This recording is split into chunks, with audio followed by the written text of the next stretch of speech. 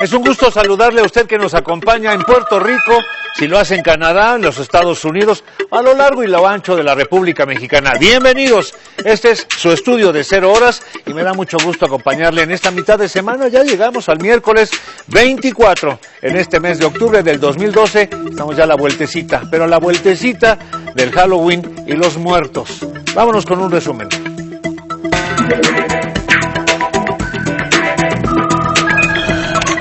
Exigen liberación. Integrantes del movimiento Yo Soy 132 toman el edificio de la representación de Michoacán en el Distrito Federal. Piden que sean liberados los 8 normalistas detenidos. Estamos pidiendo la liberación de nosotros 8 compañeros normalistas del Estado de Michoacán, ya que han sido apresados y no han sido liberados.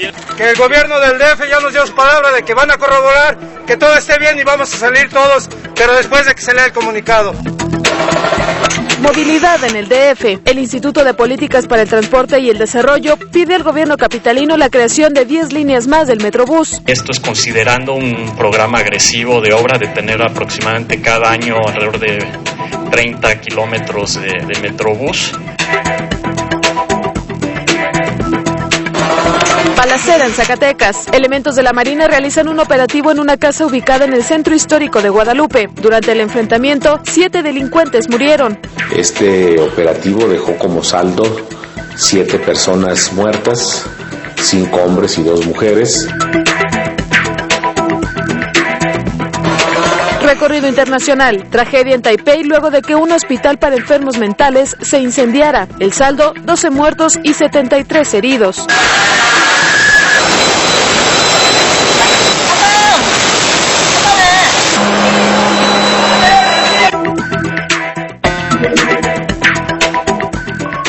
Jóvenes encapuchados que dijeron ser del movimiento Yo Soy 132 tomaron el día de ayer las instalaciones de la representación del gobierno de Michoacán en el Distrito Federal. La policía capitalina, por tercera ocasión, hizo caso omiso del llamado de auxilio de la representación de Michoacán en el Distrito Federal, que pidió desde hace varios días. Por espacio de 3 horas, integrantes del movimiento estudiantil Yo Soy 132 tomaron las instalaciones del gobierno michoacano. Estamos pidiendo la liberación de nosotros 8 compañeros normalistas del Estado de Michoacán, ya que han sido apresados y no han sido liberados. Ante esta situación, las fuerzas del orden público llegaron tarde, mientras los manifestantes se encontraban atrincherados dentro del inmueble con los empleados de la representación. Afuera, aparentemente nervioso, el subsecretario de Gobierno capitalino esperaba la oportunidad para entrar y negociar con los manifestantes. Vamos a dialogar con ellos. Ya estando adentro, las autoridades capitalinas dialogando para que los manifestantes liberen la representación, los manifestantes emitieron su primera postura de la toma.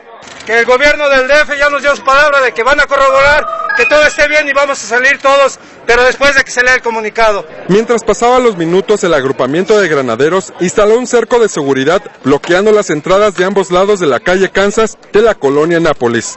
Incluso, ni los vecinos podrían acceder a sus viviendas. Vivo aquí en la esquina.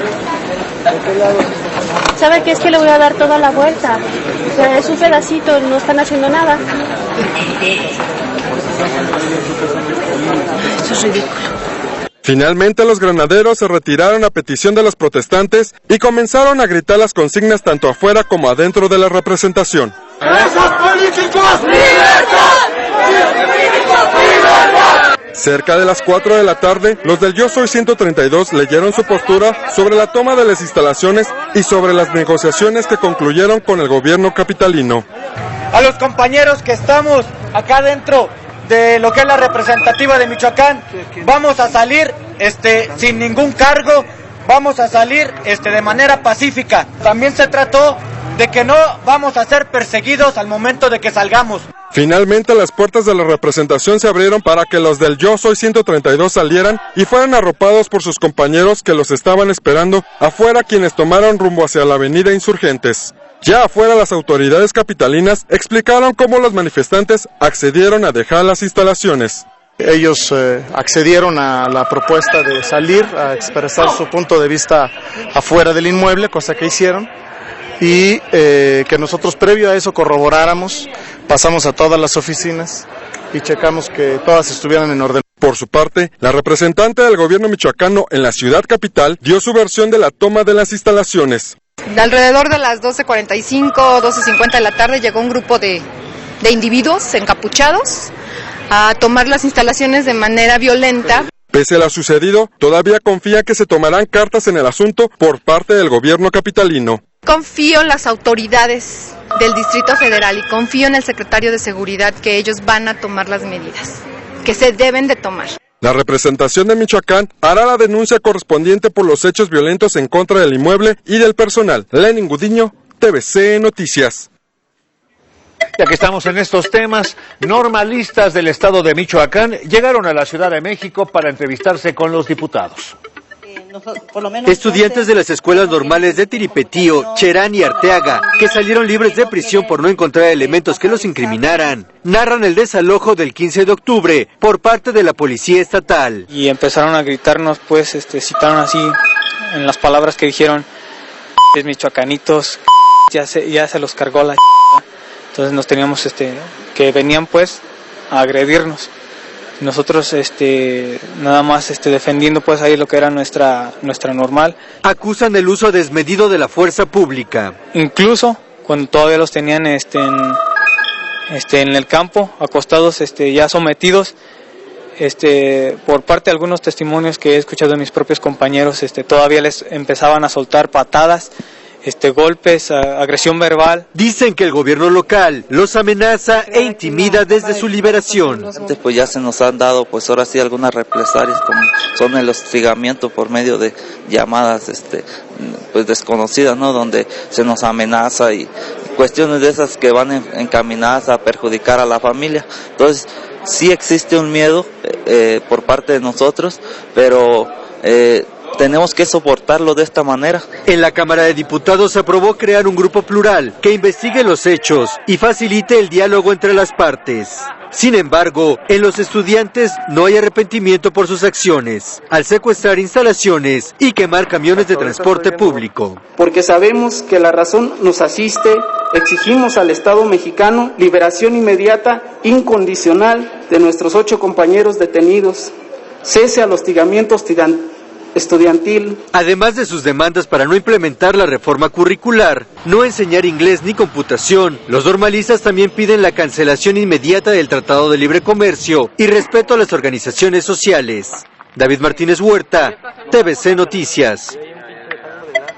Y en estos temas de escuelas, de instituciones de educación superior, vamos ahora con este paro de la Universidad Autónoma de la Ciudad de México, que va para más de 56 días sin que las autoridades del Distrito Federal parezcan, molestarse siquiera. Actos de vandalismo enardecen el conflicto en la Universidad Autónoma de la Ciudad de México. Este ventanal de la biblioteca del plantel Centro Histórico fue roto a pedradas la noche del lunes. Los paristas acusan a estudiantes afines a la rectora de haber consumado la agresión. El objetivo de esto es violentarnos y meternos miedo y hacernos que no estemos aquí en el plantel y hacernos salir, ¿no? Es una táctica de las que tienen los grupos de choque, ¿no? Para hacernos que bajemos la resistencia. Eso es claro, son grupos de choque que son antihuelguistas, antiparistas, son grupos de choque que no ven todo el trasfondo que tiene esta universidad, de por qué estamos peleando. Van 56 días con los planteles en paro y a medida que transcurre el tiempo, los estudiantes se dividen más. Quienes han ejercido la violencia en todas sus formas, psicológica, verbal y física, han sido los integrantes del CEL que recientemente amenazaron con escalar el conflicto radicalizando sus acciones. De los dos lados hay miedo. Ante la amenaza de tomar la sede administrativa de la UACM, este martes la entrada permaneció cerrada. Por su parte, los paristas también prevén una recuperación de los planteles. El ambiente está muy pesado y más aparte hay muchas amenazas de que van a venir a quitarnos el plantel, que van a venir a violentarnos otra vez, pero pues los compañeros de aquí estamos unidos, estamos fuertes y estamos fuertes en las guardias de las puertas. Mientras dan por perdido el semestre, los orozquistas aseguran que su vía es la pacífica. El semestre se encuentra ya perdido Hemos mantenido a todos nuestros compañeros estudiantes de cada uno de los planteles que se mantengan en la vía pacífica y abiertos al diálogo, de los cuales hemos obtenido respuesta satisfactoria. Es difícil recuperar el semestre de casi ya 2 meses perdidos, y el poderlo recuperar en medio mes o en un mes es prácticamente ya nulo. 56 días en paro y el semestre en riesgo de perderse. TVCN, Fanny Miranda. Vamos al puerto de Guaymas, allá en Sonora, donde por cierto mandamos un saludo. Ellos están decididos a terminar con la violencia en las escuelas y para ello van a hacer una marcha el próximo viernes. Este viernes 26 de octubre se llevará a cabo una marcha contra la violencia en las escuelas. Esta campaña se denomina como No Violencia en mi Escuela. Poner a los muchachos dentro de la misma escuela, a trabajar dentro de la misma escuela, a que ellos mismos sean los que estén vigilando, que a la vez estén también cuidando que la escuela esté limpia. Debido a que hoy en día el acoso o violencia escolar es la causa del bajo rendimiento académico, de depresión, opresión, incluso hasta de la muerte del alumno, la Fundación de la Niñez Global Voluntaria realizará esta marcha este 26 de octubre, donde participarán alumnos de todos los niveles académicos, así como de dependencias y autoridades municipales. Alrededor de unas 15 escuelas van a participar en cada escuela pues les solicitamos a ellos que nos mandaran por lo menos 2 contingentes de estas escuelas, al igual que las medias superior, como es pues la UDO, la UAS, el ESEA. Alma Camacho, Mega Noticias. La Secretaría de Marina Armada de México abatió a 7 delincuentes allá en el estado de Zacatecas, entre ellos hay 2 mujeres. Por la madrugada de este martes, la Secretaría de Marina Armada de México realizó un operativo en el municipio de Guadalupe con la intención de inmovilizar una célula delictiva perteneciente a la delincuencia organizada. El uso de armas largas y granadas despertó a los vecinos, quienes desde las 4 de la mañana tuvieron que resguardarse debajo de las camas y en baños cuando las detonaciones se incrementaron. Este operativo dejó como saldo 7 personas muertas, 5 hombres y 2 mujeres. Un número no determinado de ocupantes de la llamada casa de seguridad logró huir del lugar al iniciar el operativo, lo que originó una persecución en varios puntos de la zona metropolitana. No hubo bajas militares ni daños directos a la población. No, los 7 muertos son personas que se encontraban dentro de este domicilio donde se llevó a cabo el operativo. Todo indica que era una casa de seguridad. Después de la refriega, peritos forenses de la Procuraduría del Estado acudieron para levantar los cuerpos y realizar las identificaciones correspondientes. Las autoridades admitieron que tras el robo del cuerpo del presunto líder de la organización delictiva Los Zetas el pasado 7 de octubre, se han tomado medidas adicionales para el resguardo de los cadáveres no identificados. Siempre quedan en los registros del Servicio Médico Forense la fotografía, las huellas digitales. Estamos tomando muestras de ADN de personas que no son identificadas. En el operativo se logró el decomiso de vehículos y armamentos que de manera oficial no ha sido dado a conocer por la Secretaría de Marina. En el estado de Zacatecas, línea informativa, Omar Hernández. 40 minutos duró este encuentro, esta riña entre reos del penal de Cieneguillas, allá en Zacatecas. Esto fue el pasado 18 de octubre y ahí murieron 4 reos. Son las 17:05 de la tarde con 16 minutos del pasado jueves 18 de octubre, cuando más de 400 internos del Centro Regional de Readaptación Social de Cieneguillas, Zacatecas, comenzaron una pelea generalizada en diversas áreas del penal después del horario de visitas. Es el registro de las cámaras de vigilancia del Cerezo que da cuenta de la posibilidad de una nueva riña, después de que los pasados intentos, los días 10 y 12 de octubre, habían sido sofocadas. Hasta ese momento, y a pesar del movimiento inusual de los internos, no se observa que el cuerpo de custodios del penal intervenga, aunque los presos son vigilados detenidamente. Pocos minutos bastaron, según el registro de las cámaras de vigilancia, para que los internos divididos en 2 bandos, los pertenecientes a la organización delictiva del Cártel del Golfo y los Zetas, estos últimos en mayor número dentro del penal, comenzaran a lanzarse amenazas en el área deportiva aledaña al patio central. 10 minutos después de comenzado el conato, las amenazas subieron de tono y ambos grupos se retaron a muerte. Uno de los internos amenazaba al grupo de mayor tamaño con utilizar un arma blanca. Segundos después, el grupo de menor tamaño era replegado del campo de fútbol al área de dormitorios. A las 5 de la tarde con 34 minutos, se observa la primera aparición de los custodios del penal, auxiliando a una mujer que era perseguida por un par de internos en actitud amenazante. En los siguientes minutos, las cámaras de vigilancia captan el momento de mayor agresión entre los internos. Se calcula que el 90% de la población participó en el enfrentamiento en diversas partes del Cerezo. En este lapso, las autoridades presumen el deceso del primero de los internos caídos. Antes de la medianoche se informaba de la muerte de 4 presos. 3 de ellos serían encontrados en el área de dormitorios. Todos hasta el momento ligados con el grupo delictivo de los Zetas, quienes tienen el mayor número de población dentro del penal, pero que también atraviesan por una etapa de división interna. Han transcurrido cerca de 40 minutos desde que las agresiones comenzaron y por primera ocasión se observa en las cámaras de vigilancia la entrada del Cuerpo Especial de la Policía Federal, quien finalmente fue la encargada de controlar la riña. En el estado de Zacatecas, línea informativa, Omar Hernández. Dicen que en nuestro país 8 de cada 10, o sea el 80% de las agencias funerarias operan en la ilegalidad.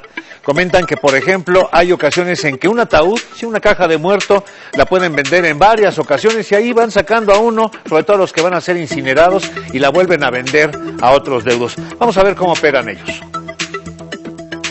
La muerte en México se ha convertido en un nicho de oportunidad para funerarias piratas. La mitad de las agencias no cumplen con los estándares de calidad y de servicio. En el país existen alrededor de 2,000 agencias funerarias y solo el 20% cumple con los servicios necesarios. ¿Cómo identificamos una empresa improvisada o informal? Usted va a ver carrozas estacionadas afuera de los hospitales, sobre todo afuera de los hospitales del sector público. Y entonces muchas veces las personas que están afuera de los hospitales se enteran primero de que falleció una persona antes que la propia familia. Entonces ellos aprovechan ese momento para acercarse con la familia y convencerlo de los servicios. Esas personas son las personas que son informales y que son improvisadas. Este tipo de servicios funerarios irregulares se aprovechan del dolor de las personas. Enganchan al familiar diciéndole que le van a cobrar 6,000 o 7,000 pesos y cuando lo llevan a la bodega le enseñan un ataúd que dice, oye, yo no voy a meter a mi familiar ahí, entonces el siguiente ataúd ya le cuesta 8 o 10 mil pesos y terminan pagando entre 25 y 28 mil pesos por un servicio funerario. Ante estas anomalías, varias agencias funerarias crean un consejo cuyo fin será para regular a todas las funerarias del país. Para realmente en este consejo afiliar y concentrar al sector y a la industria funeraria formal, no solamente a las funerarias, sino también a los proveedores de artículos y de servicios distintos que estén involucrados en la prestación de un servicio funerario. El Consejo de Agencias Funerarias enviará a la Cámara de Diputados una propuesta para reformar los servicios funerarios para acabar con la piratería y la informalidad. Lenin Gudiño, TVC Noticias.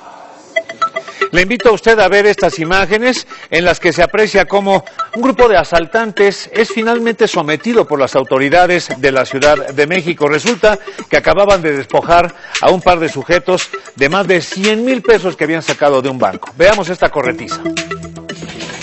Una vez más, la policía de la ciudad capital se viste de héroe para atrapar a 2 delincuentes que se dedicaban a robar a cuentavientes.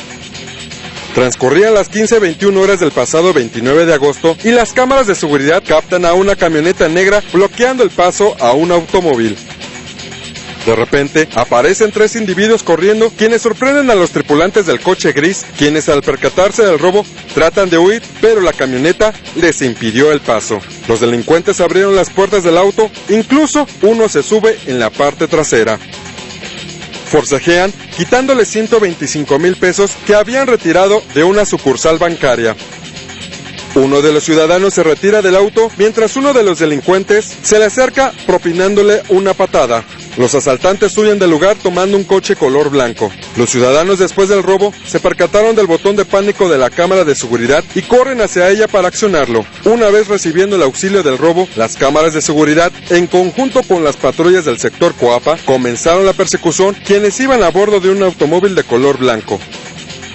La caza de los maleantes duró varios minutos cuando fueron interceptados por las patrullas en las inmediaciones del circuito Aztecas. La policía atrapó a 2 sujetos de 22 y 42 años y fueron puestos a disposición de la agencia del Ministerio Público y el dinero fue recuperado.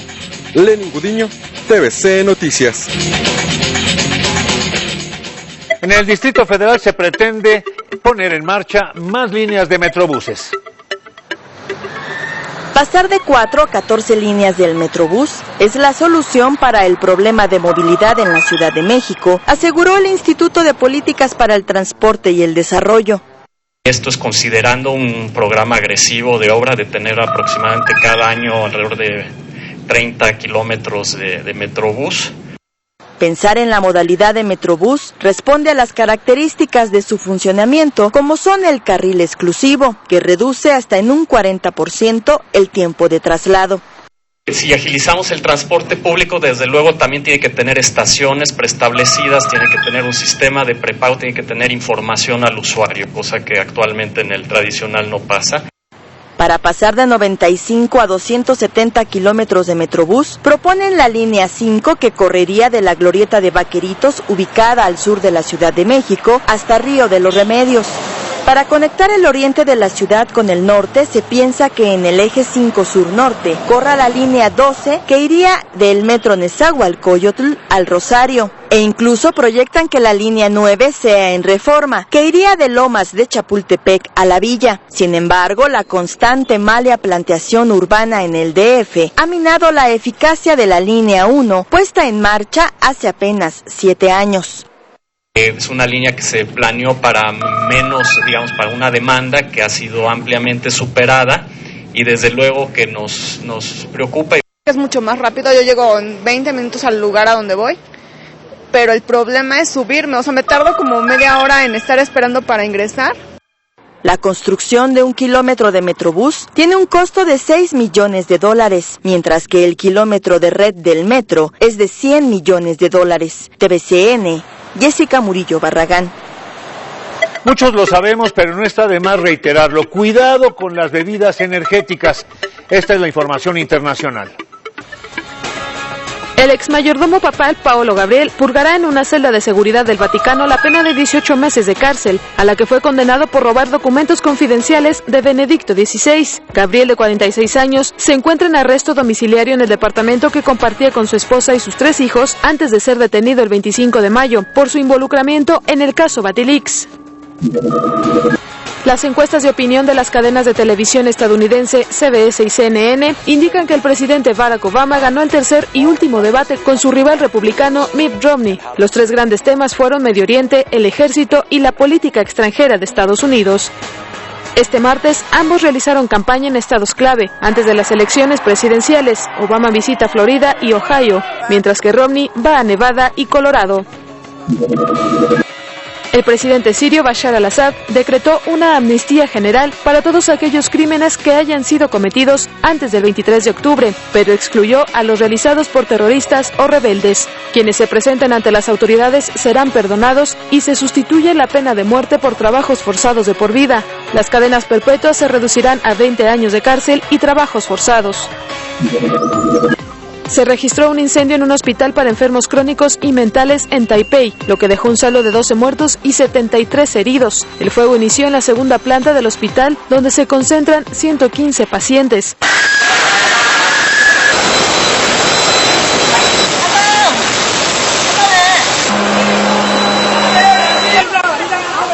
Una persona de 67 años se encuentra detenida en la ciudad de Tainan tras confesar haber causado el siniestro. Declaró que se sentía mal y prendió un trozo de papel higiénico sin intención de causar la tragedia. En el transcurso de 3 años, 5 personas podrían haber fallecido tras consumir Monster Energy. La conexión entre esta bebida cargada de cafeína y las muertes está siendo investigada en Estados Unidos, después de que la Administración de Alimentos y Medicamentos publicó informes sobre denuncias de incidentes relacionados con el líquido. TVCN, Ana Luisa Ruiz.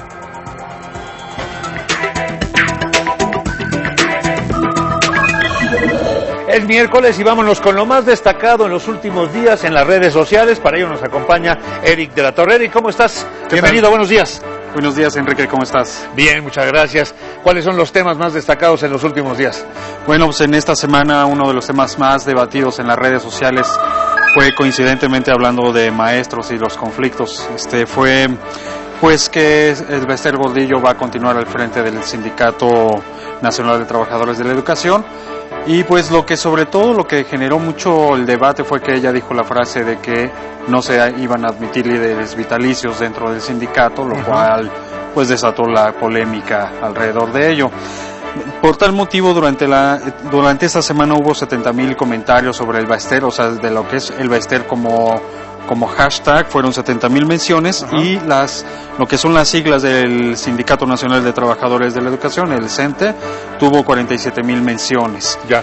Entonces, y eso fue un tema pues muy polémico, pues gracias, como te comento, esa frase pues mala o desafortunada que hizo la lideresa de la educación. No, y conociendo la opinión pública en torno a la figura de la maestra Gordillo, me imagino que no fueron comentarios así como que muy halagüeños hacia su persona, ¿no? No, pues bueno, ahorita estamos en un horario que no podríamos decir de esas cosas.